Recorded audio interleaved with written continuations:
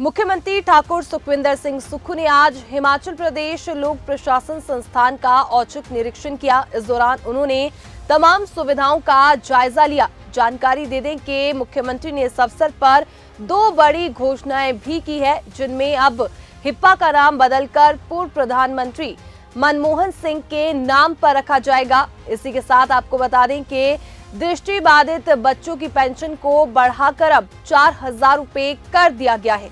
जानकारी दे दें कि इस अवसर पर मुख्यमंत्री के साथ पंचायती राज मंत्री अनिरुद्ध सिंह, शिमला महापौर सुरेंद्र चौहान, एसपी शिमला संजीव गांधी, डीसी शिमला अनुपम कश्यप व अन्य अधिकारीगण मौजूद रहे। तो वहीं हिप्पा पहुंचने पर मुख्यमंत्री का जोरदार स्वागत किया गया। इस अवसर पर मुख्यमंत्री ने कहा कि सरकारों की देनदारियां चुकाने के लिए वर्तमान सरकार को कर्ज लेना पड़ता है, जिसके चलते हमने भी अपने 2 साल के कार्यकाल में अब तक 28,000 रुपए का कर्ज ले लिया है।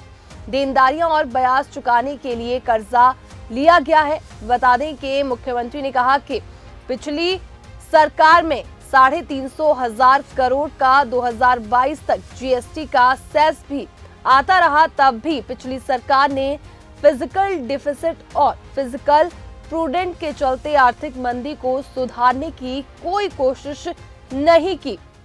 देखिए, दिवंगत प्रधानमंत्री जी हम सबको छोड़कर चले गए और उस समय वो वित्त मंत्री बने जब देश घोर आर्थिक संकट में था। देश का सोना विदेशों में गिरवी रखा जा रहा था। वो अर्थशास्त्री थे, ब्यूरोक्रेट्स थे, आरबीआई के भी गवर्नर रहे थे और उसके बाद उनको वित्त मंत्री के रूप में बनाया गया। चंद्रशेखर सरकार जी की गवर्नमेंट थी, पूर्व प्रधानमंत्री जी की थी, उनकी सरकार की, और देश के वो वित्त मंत्री बने। वित्त मंत्री बनने के बाद जिस प्रकार से उन्होंने एक पूरे देश में व्यवस्था परिवर्तन किया और देश आर्थिक समृद्धि के रास्ते में आगे बढ़ा, वो उनकी नीतियां थी और किस प्रकार अर्थव्यवस्था को मजबूती मिली। आज पूरा देश गर्व से पूरे विश्व में बड़े मान सम्मान के साथ खड़ा हुआ है। ये इंस्टीट्यूशन एक ऐसा 50 साल से प्रीमियम इंस्टीट्यूशंस है जहाँ से सारे आईएएस अधिकारी, सारे एचएएस अधिकारी, कर्मचारी प्रशिक्षण लेते हैं। प्रशिक्षण लेने के बाद सरकार की नीतियाँ जो समाज से जुड़ी होती है उनको जनता तक पहुँचाने का दायित्व इस प्रशिक्षण संस्थान के द्वारा उन अधिकारी कर्मचारी को दिया जाता है। इसलिए इस संस्थान का नाम, क्योंकि ये मूल जड़ है जहाँ से हर योजना को अमली जामा बनाने के तरीके बताए जाते हैं, इस इंस्टीट्यूट का नाम doctor Manmohan Singh Himachal Indian administrative public रखा गया है। इनके नाम से जाना जाएगा ये इंस्टीट्यूशंस। और आज इसकी 50वीं स्थापना दिवस भी है, कि 51वां स्थापना दिवस है, इसलिए इस इंस्टीट्यूशन का नाम यहाँ रखा गया है। बाकी क्योंकि इस इंस्टीट्यूशन में जो मैंने बातें कही है वो आपने सारी देख ली। नया साल भी है, आपने वो नए साल की मैंने सब चीज़ों को मैंने अपने जो मुझे लगा कि मुझे जनता की अदालत में बताना चाहिए, उस चीज़ को मैंने बताया है कि सरकारें आती है, सरकारें चली जाती है, लेकिन चीज़ एक अपने हिमाचल प्रदेश और हिमाचल प्रदेश के समाज को देखते हुए हमें योजनाएं बनानी पड़ेगी।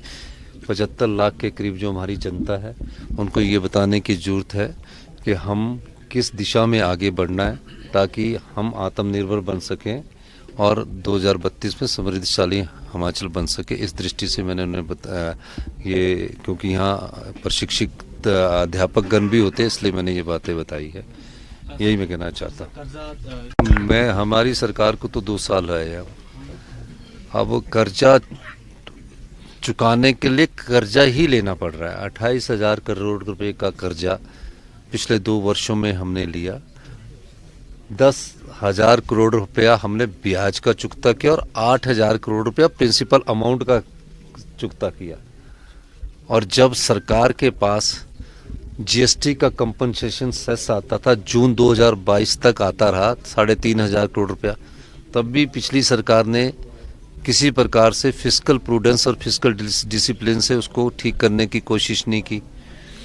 आरडीजी आती थी जो 11,000 करोड़ थी, जो घटकर 8,000, 6,000 और इस वित्तीय वर्ष में 3,000 करोड़ रह जाएगी।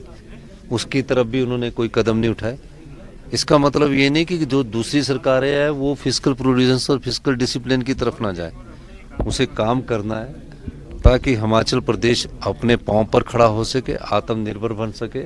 हमारी सरकार, हमारे मंत्रिमंडल के सदस्य, सहयोगी सदस्य, हमारे अधिकारी दिन रात प्रदेश की अर्थव्यवस्था को ठीक करने में लगे हैं।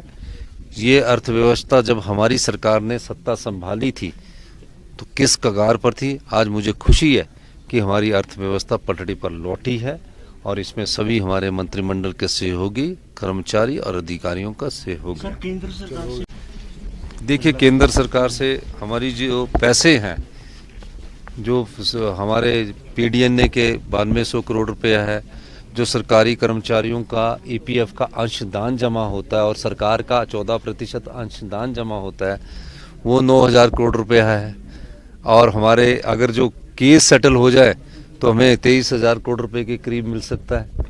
तो हमारी अर्थव्यवस्था अपने आप ही पटड़ी पर आ जाएगी। लेकिन इन सब चीज़ों के हम बात कर रहे हैं, केंद्र सरकार ने कहा कि हम सहानुभूति